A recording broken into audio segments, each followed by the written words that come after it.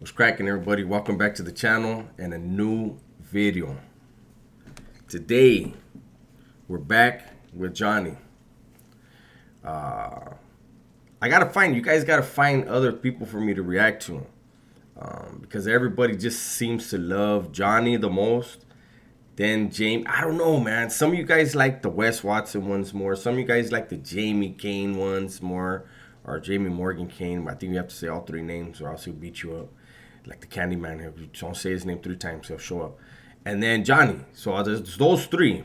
But I have the most fun with Johnny because Johnny, the way he tells his stories is hilarious.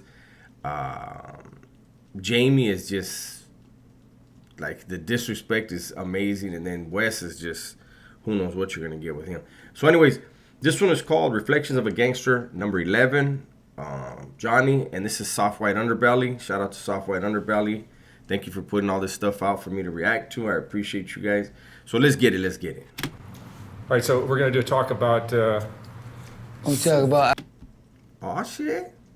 Check out Johnny. He got his ponytail put away. He's looking fresh today. Let's see what's... Shit. He might have his shit together. I always talk about the ups and downs of being a gangster, Mark. I'm going to give you some downsides on it, you know what I mean?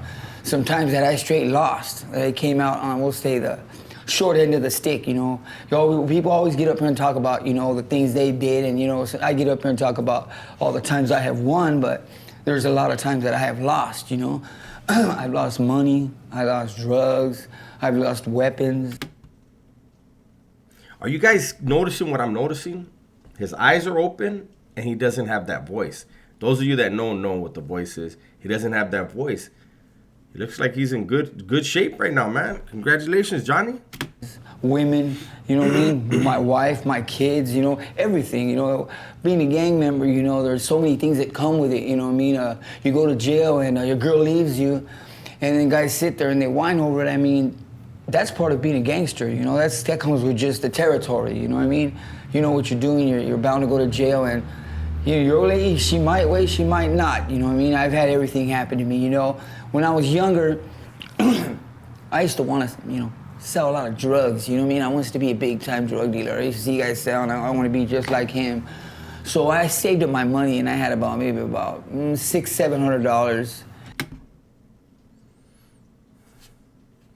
He saved up his money and got 6 or 7. Well, maybe he was a little kid. Did he say he was a little kid? I don't know. Maybe he was a little kid. Either that or this was 1970. So. And I went to my older homies, and, you know, they told me, yeah, we'll get it for you, don't trip, you know. So they took me around all day, drove me everywhere, and I'm waiting for them to get my shit, and they never get my shit, you know what I mean? And I'm wondering why they doing this to me, and so I see them, we're sitting at the park, and I'm asking them, hey, man, you know, where's my dope, man? Where's my shit? You know, I gave you the money. And they're older, so they're telling me, nah, we ain't giving you shit. Well, at that time, my little brother comes from behind and whacks the guy in the back with a stick. Well, thankfully, they pulled up to the park where his brother had been just happened to be hanging out with a stick. You know what I'm saying? That's all I know. Thankfully, they went to the park where his brother walks around with the stick. Let's see what happens here. Behind and whacks the guy in the back with a stick. And I swore about 10 to 15 balloons fly out of his mouth. And so when they hit the ground, we pick them up, you know what I mean? And I put them in my pocket. And, you know, I was pretty young at that time, so I didn't know what was even inside a balloon. I knew more or less where it came from, what it was about, but I didn't know exactly what it was. So I went to one of my older uncles, and I'm like, look, the older homies burned me, took my money, but I got this from them, you know? And I thought, yeah, it came up, you know what I mean? And we opened one up, and it was brown sugar, you know what I mean? Regular brown sugar. So.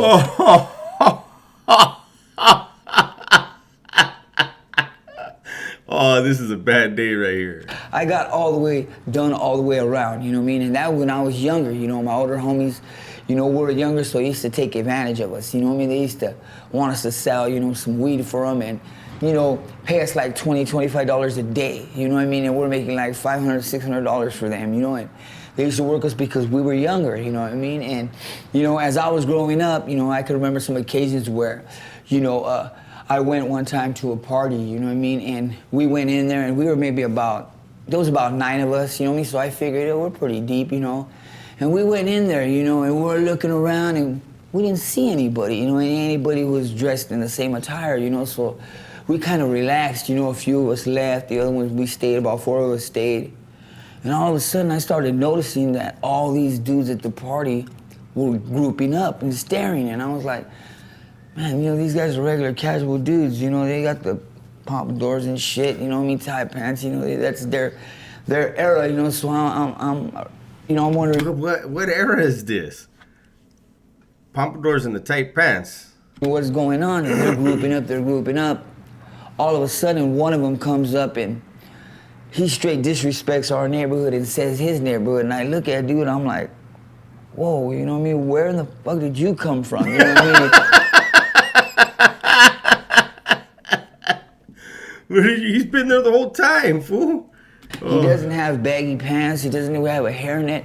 He has nothing. He doesn't even have a hairnet. He doesn't have baggy pants and he doesn't even have a hairnet. Sheesh.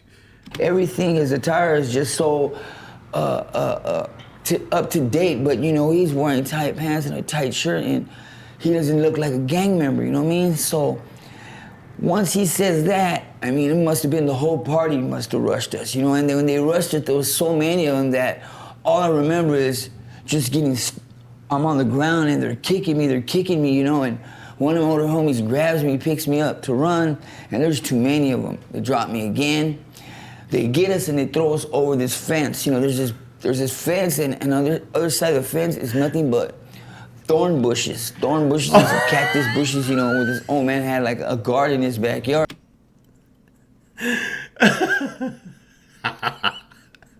They threw Johnny in the thorn bushes, eh? They beat him up.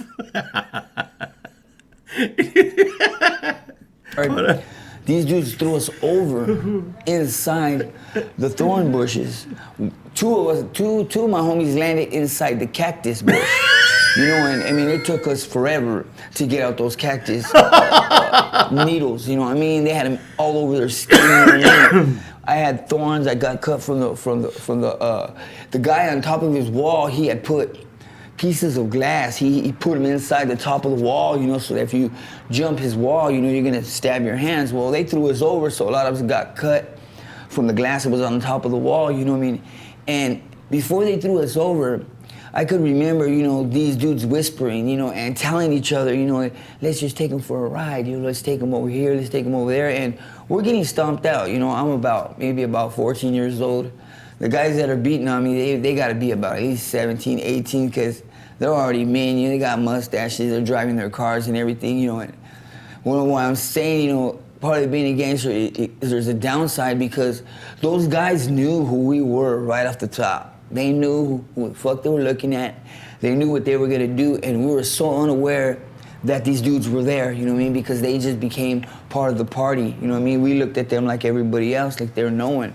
And there must have been 30 of them there, you know, and they whooped our ass. They whooped every one of us, they whooped every one of our asses except 2 of my homies because, you know, they supposedly went to go get a bat or something there, but they left.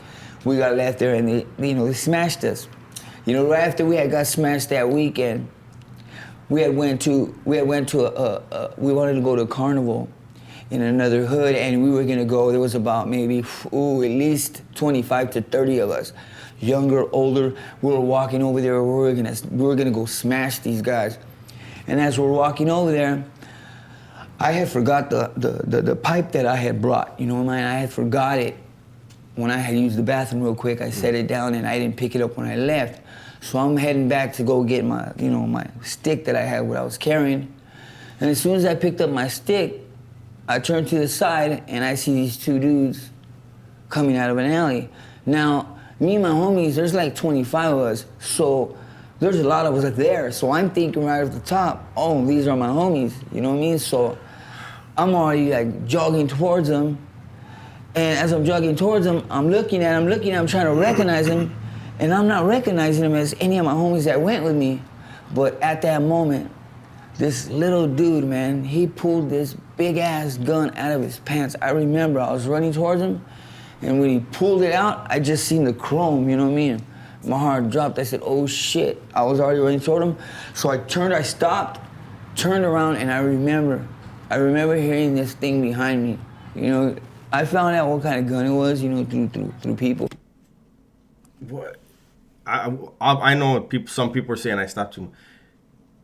His eyes are closing, guys, and he's shrinking in his chair. Damn. Did they pause for a minute? Well, let's see this gun. We'll find out. He was shooting a 45, and I mean this thing was so loud that every time he shot it, I swear I could see the flash of the muzzle and hear the bullets just zinging by me. I mean, cutting winds. You know, a few of them hit the ground, a few of them were cutting wind, and then I seen a couple of my homies fall, and I thought he had hit them, but I guess my homies, they were ducking down, but this young guy, man, he let off that thing and he shot every bullet at us, you know, and again, probably being a gangster, I go up there with my homies, and I'm thinking that these guys coming out of this alley are my homies, and little do I know that they're my enemies, and they're coming to get us, you know? So they caught me by surprise, you know what I mean? And that occasion right there, I mean, I must have been 20 feet away from the guys, you know what I mean? And I ran in zigzags, you know what I mean, and all that good shit, and I just, you know... He said I ran in zigzags and all that good shit. Oh, Johnny. I'm trying to explain the feeling of hearing bullets as they zip by you, you know what I mean? Sometimes I see war movies and I hear the bullets in there, you know, zipping by the guys, and I remember that feeling because, you know, I've come across that feeling so many times, you know, where I've been caught slipping, you know, I'm thinking that everything is cool and, you know what I mean, these dudes are making a plot to get me, you know what I mean? I went to another party up there in, it was up there in IE somewhere. And we went up there, and I didn't know that my homies had moved up there and they got into shit with these dudes, but they were having shootouts and all this shit. I don't know this. I go with another party over there, you know, and we get there, and these dudes are deep, and these guys are deep. They're from Fontana, you know, and they're deep, man. And I got my CR hat on, you know what I mean, and, you know, they already asked where I was from, and I told them, you know what I mean. I noticed that they started tripping on me, you know, I was wondering why are they tripping on me? We're all the way over there in Inland Empire. My hood's in Los Angeles, why are these guys tripping, you know? Well, my homegirl didn't say shit until midway through the bullshit. Then she tells me, oh, well, the homie's been getting shootouts with them, you know what I mean? And I'm like, what? You didn't tell me shit. Look at these dudes. Now, these fools had already barricaded the door. They had already blocked the door to leave. Johnny was probably helping him barricade it.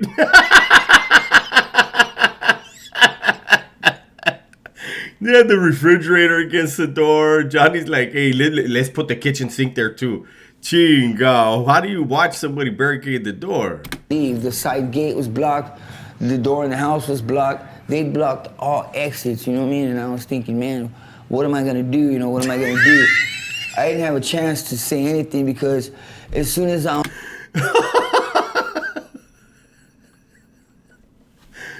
What the? How do you watch somebody barricade everything in sight and you know you're out of bounds? And how do you feel like, hey homie, let me help you. That thing looks heavy. Hey, Valto's carrying a fucking California King mattress to put against.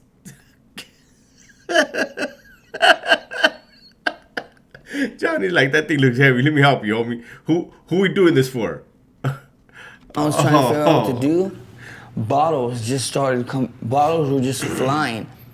One hit my homegirl right in the head, smacked her right in the head and split her open.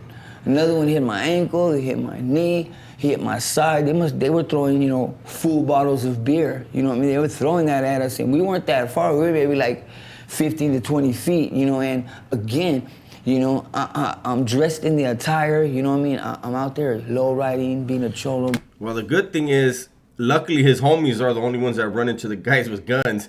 Johnny just ran into the guys with bottles.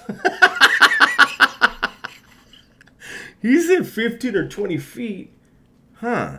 gangbanging, but I really didn't understand that what I was like a poster. You know, I was like a bulletin board.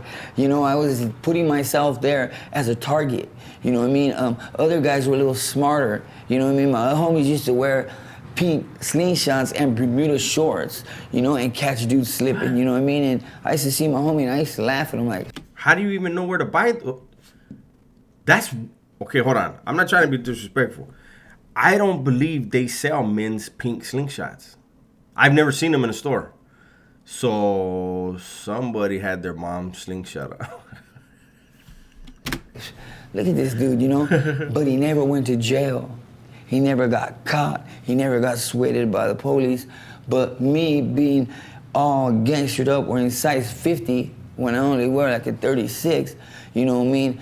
50s with, you know, a big old sweater, a hairnet and all, you know what I mean? A beanie, all choloed out, you know, I was getting caught slipping because, you know, I dressed the attire that my uncles had, you know what I mean? I wanted to follow in their footsteps, and every day for, I could say maybe 8 years, I dressed nothing but a gang member, you know, gang member, everything I could, a bandana, jerseys, and that went on for 8 years. And there was so many occasions where I went somewhere and I didn't recognize these guys, but they recognized me just from what I was wearing. They knew who I was, you know, they had asked who I was, and I didn't ask who they were because they didn't have the attire on, you know what I mean? They were dressed in a different fashion.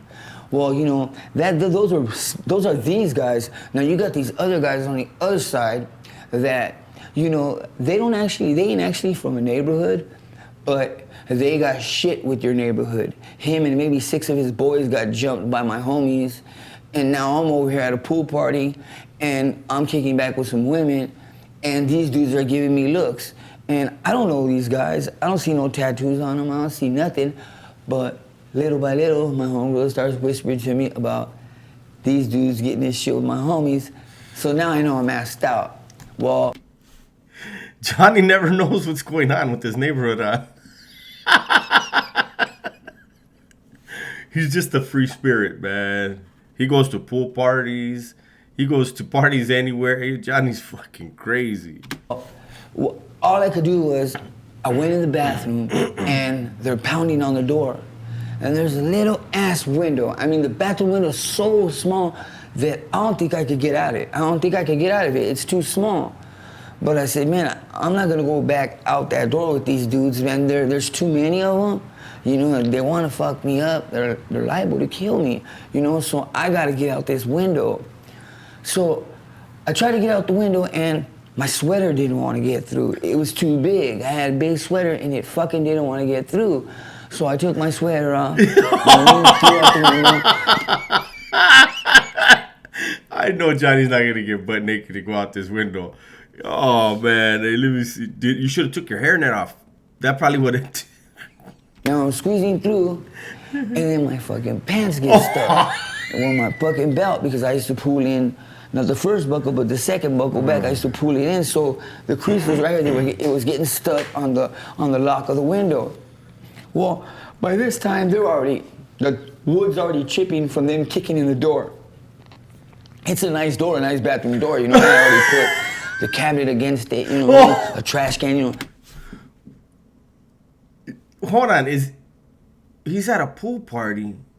Where was the pool? Because in my mind, I was thinking it was like a rec pool or something, like a public pool. What pool is he at? He put the cabinet and the trash can against the door. I set some shit up against it so that I could get time to get out this window. Well, I'm about out this window, and I feel a motherfucker grab my pant leg. Now, when he grabbed my pant leg, I fell out the window, but he didn't let go of my pant leg. So now I'm hanging upside down. I'm calling for my homegirl. She done ran and left me. Now I'm hanging out the back of this window. This dude got me by the pants, and I can't do shit. I can't try to grab his hand. I can't do nothing. He undid the belt. I feel he undid the belt. Grip loosening. His grip loosening more. So I'm trying to wiggle away from him, and I can hear him inside there. I could hear him running around through the living room, trying to come out the front door so they could get me on the side of the house. Well, what happened was He finally let go. I hit the ground. I got up, and what I did was, there was a bush, a big green bush, just a big, big green bush, maybe about 6 feet wide, maybe about 11 feet tall. It was just a big ass bush. Looked like a Christmas tree, but round. Well, all I did was, He said it looked like a Christmas tree, but round. Oh no! The homie got in the bush and he was like that. No moving. Look. That's how he was, eh? Fucking Johnny. I stepped right inside it. What I did was I went all the way inside it to the middle where the trunk is, and I got all the way inside that bush. And I swear, these dudes were walking like I could see their faces. He's like Rambo. You know, because I'm holding my breath. I don't even want them to hear me breathe. You know, I'm inside this bush and right in the middle of the tree, and they're just walking by. You know, I don't know what made me go inside that bush. I guess it was out of I wanted to hide so bad because there was nowhere to hide, and that was the best place to hide. After that, I hid there all kinds of times. If I found a big tree, man, I seen it, I'm gonna hide there. One day I'm running, I'm gonna go inside there. You know, that I learned to hide in bushes and trees to get away from people. Behind these dudes catching me in a bathroom, me jumping out a bathroom window, and I gotta jump in a bush. You know, and sometimes when you jump in that bush, it's not clean inside there. You know, it's real dirty in there. It got that dew, you know what I mean, cobwebs, lint, you know what I mean, got all kinds of... This is what makes Johnny so good, the details. Sometimes this guy doing it. Dew is just water. But I think he meant, what is it, sap? I think he means sap, but he said dew and cobweb. Fucking Johnny. It's not a home, big dog. They don't have a maid service go in and clean the bushes, Johnny. Ching, oh, you invaded that tree and that bush's space, fool. This shit bugs. You know, you come out of that shit dirty as hell, you know, but yet it saved my life. But on another hand, me being a gang member, wanting to wear the big clothes, wanting to, you know, not play the part, but be the part, it caused a lot of attention. Not only attention from individuals, but also attention from the law. You know, the law, they would see me and they would pull me over every chance they got. And because my homie knocked out 2 normal sheriffs, we used to have the sheriffs come and put us on the hood, and then they would give us what you used to call a pineapple, you know. He'd put his hands like this and he'd hit us right between the legs and send us on top of the hood. You know, he was doing that for like about, oh shit, he must have been doing that for about a good 5 months. Oh, he was man. doing that to us. He would pineapple us and hit us between the legs and knock us on the car. And then my homies that used, he would get their syringe and he would poke their arms, you know, with the syringe. He would just poke them a lot. And, you know, that was just because we were standing on a corner or dressed the attire, you know, because everybody else wasn't getting pulled over. You know, these cops would recognize us from a block away. Because like I said, at that time, I didn't figure that I was a bulletin board. I was a sign saying, look at me, come and get me, you know, shoot me, whatever you're gonna do. You know, I was portraying a role that was embedded in me. It was bred into me. I didn't choose. I can't say I didn't choose. I more or less got led into being a gang member. It wasn't by choice. I didn't grow up and say, okay, well, I can either be a gang member or I can stay in school and be a... No, it wasn't like that. Once I hit 12, 13 years old, it was one steady road, and that was the road that they pushed. My family and my cousins and my uncles, and they pushed that. So, you know, I didn't get the opportunity to be maybe who I wanted to be. I already knew by the age of 13 that this is what I was gonna do, this is where I was gonna go. You know, prison and everything, and that was gonna happen. It was inevitable. It was all gonna take place. I was gonna go to prison for a long time, you know what I mean? And that's exactly what happened, you know what I mean? And, you know, I wish now today that I knew the things that I know now. I wish I would have known them then, because then I would have been a lot more clever, you know, a lot more smarter, you know what I mean? And not so flamboyant with it, you know what I mean? Flamboyant with it, you know. Johnny's with it though, because he's not saying I wouldn't have been a gang member. He's basically saying I would have wore tight clothes like them and a pink slingshot. I'm talking about, you know, I used to be the type of that, you know, I wouldn't disrespect you in front of your mother, That's or right. your wife, or your kids. It's old school. I wouldn't disrespect you in front of them, but there was a lot of individuals that did. You know what I mean? And I hated that. I really hated that because of the fact that, someone with their mother or their old lady, I feel that they get a chance. You let them walk by. They got a freebie. Some guys wouldn't allow that. Some guys wouldn't go for that. With your mother, with your old lady, they're gonna try to shoot you and put you in the ground. They just don't care. You know what I mean? But yet, what was I doing? I was out there, all dressed, gangbanger down, putting a sign up, shoot me. You know what I mean? And today, you know what I mean? I even put on pants that are a little bit snug, and I feel that they're too tight. Even if they're not too tight, they're my size, I still feel like they're tight. You know what I mean? I try to give up, the big shirts or the ones with LA on them, the attire that has been so I don't think he knows what shirt he has on right now. Then I'm about to end this though. hard for me to give up.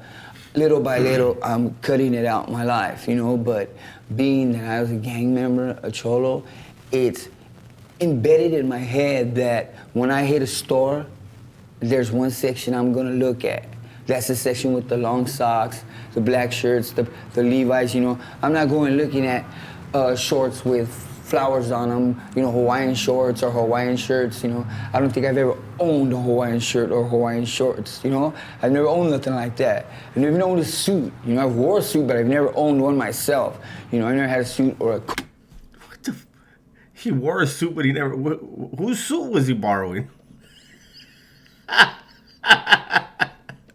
We'll go another couple minutes. So to wear out to somewhere nice, you know what I mean? I always had to either buy it or borrow it, because I couldn't wear the clothes that I usually wear to someone's wedding. I mean, come on, that's way out of place, you know what I mean? So, I share these things because everybody talks about the good side of being a gang member, the good side. Who does that?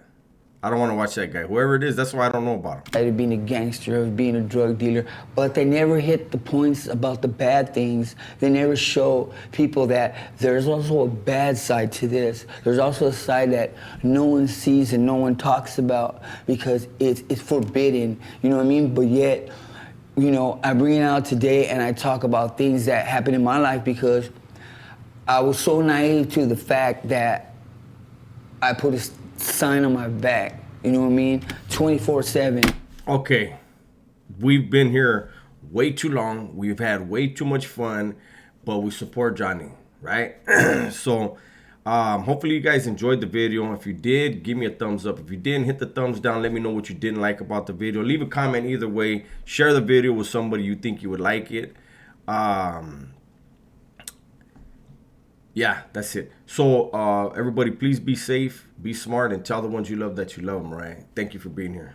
I'm out.